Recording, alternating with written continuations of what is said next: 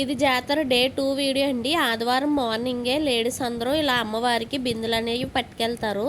ఈ బిందెలన్నీ ఒకళ్ళు అనుకుంటారండి, మాకు ఇలా జరిగితే 108 బిందెలు లేకపోతే ఇంకా వాళ్ళకి తోచిన బిందెలు అనుకోని టోకెన్స్ అయితే ఇస్తారన్నమాట. మార్నింగ్ గానీ, ఆ ముందు రోజు గానీ టోకెన్స్ అయితే ఇస్తారండి. ఆ టోకెన్స్ తీసుకొని లైన్‌లో నుంచోబెడితే ఇలా పాల బిందెలు అనేది ఇస్తారు. అందులో పాలు, పువ్వులు ఉంటాయి. చేతికి కవర్లు ఉన్నాయి కదండీ!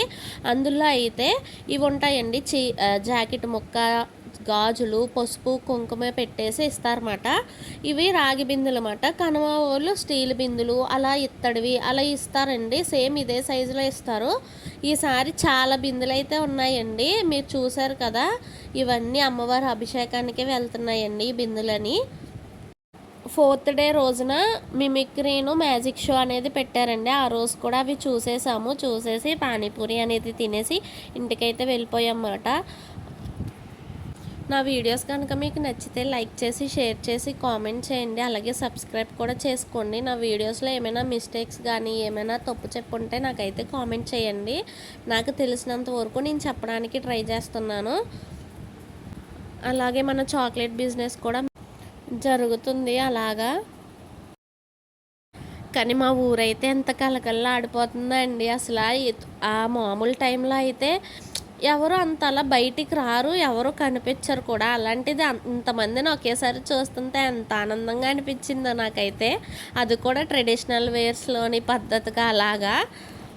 బింది ఒకసారి ఎత్తుకున్న తర్వాత తల మీద, చేతుల్లో, భుజాల మీద తప్ప అసలు కింద అయితే పెట్టకూడదంటండి. ఈ విషయం అయితే మాకు కూడా తెలీదు. మా వెనకాల ఒక నానమ్మ గారు అయితే వచ్చారండి. ఆవిడైతే చెప్పారు, బింది కిందకి దించకూడదమ్మా, చేతుల్లో ఉండాలి, అభిషేకం చేసిన తర్వాతే మనం కింద అనేది పెట్టాలి అని.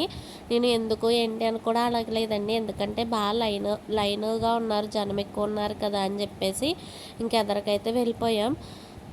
ఉత్త టైంలో మా ఊర్లో ఒక ఆటో దొరకాలంటేనే చాలా కష్టం. అలాంటిది ఈ పండగకి ఎన్ని ఆటోలు. ఇదైతే డే 3 అండి. అమ్మవారిని ఇలా అయితే అలంకరించారు. డే 4 అయితే నేను క్లిప్ అనేది తీయలేదు. నార్మల్గా దర్శనం చేసేసుకొని ఇలా మ్యాజిక్ షోకి అయితే వెళ్ళామన్నాం కదా, మ్యాజిక్ షో చూసేసి ఇంటికైతే వెళ్ళిపోయాం.